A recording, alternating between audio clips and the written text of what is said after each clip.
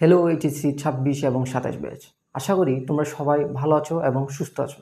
তোমাদের জন্য আজকে নিয়ে এসেছি HSC ICT MCQ final suggestion. যে সাজেশনটা ফলো করলে তোমার এমসিকিউতে আর কোনো সমস্যা থাকবে না। যেই সাজেশনের মধ্যে আমরা বিগত বছরের বোর্ড কোয়েশ্চেন বাছাই করে বোর্ড কোয়েশ্চেন অ্যানালিসিস করে আমরা টপ এমসিকিউগুলোকে অধ্যায়ভিত্তিক সাজিয়েছি।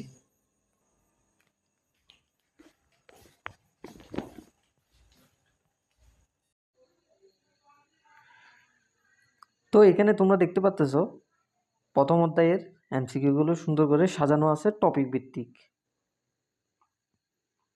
দেখো সর্বপ্রথম বিশ্বগ্রাম নিয়ে এখানে এমসিকিউগুলো আছে। এরপরে আমরা একটু দেখি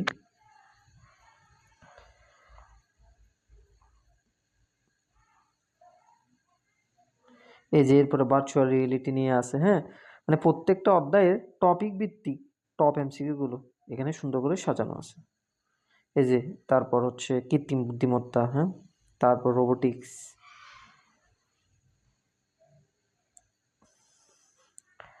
আচ্ছা এরপর আমরা একটু দেখি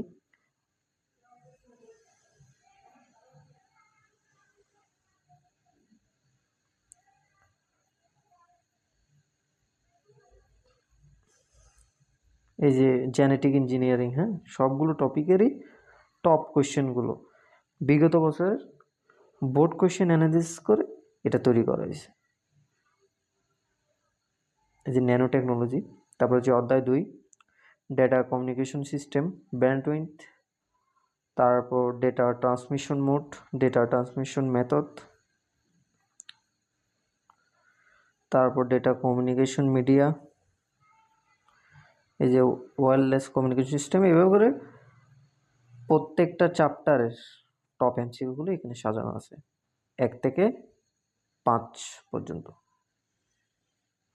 এই যে প্রোগ্রামিংয়েরও দেওয়া আছে, এটা হচ্ছে প্রোগ্রামিংয়ের।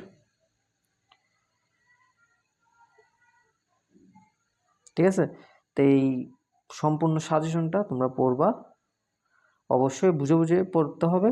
প্রত্যেকটা এমসিকিউ অবশ্যই বুঝে বুঝে পড়তে হবে, তাহলেই তোমার আইসিটির এমসিকিউতে আর কোনো সমস্যা থাকবে না।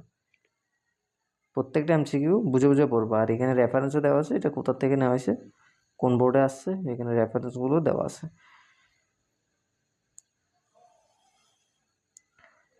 তো সাজেশন পেতে হলে ছোট্ট একটা কাজ করতে হবে।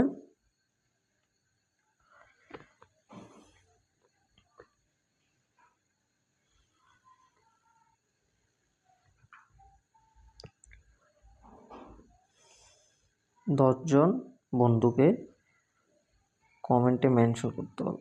10জন বন্ধুকে কমেন্টে মেনশন করতে হবে, অথবা 10জন বন্ধুর কাছে শেয়ার করতে হবে বা শেয়ার করতে হবে। ঠিক আছে, কাদের করবো? যারা এবছর বা সামনে এইচএসসি পরীক্ষা দিবে, যারা এই বছর বা সামনে এইচএসসি পরীক্ষা দিবে। শেয়ার করার পর একটা স্ক্রিনশট নেবা, স্ক্রিনশট নিয়ে আমাদেরকে ইনবক্সে জানাবে, তোমাকে সাজেশনটা দিয়ে দিব। এই সম্পূর্ণ সাজেশনটা পিডিএফ আকারে তোমাকে দিয়ে দিব। তুমি চাইলে প্রিন্ট করে নিতে পারো, অথবা মোবাইল থেকেও পড়তে পারো বা ল্যাপটপ থেকেও পড়তে পারো। ঠিক আছে, তো দেখা হবে পরবর্তী কোনো ভিডিওতে। আল্লাহ হাফিজ।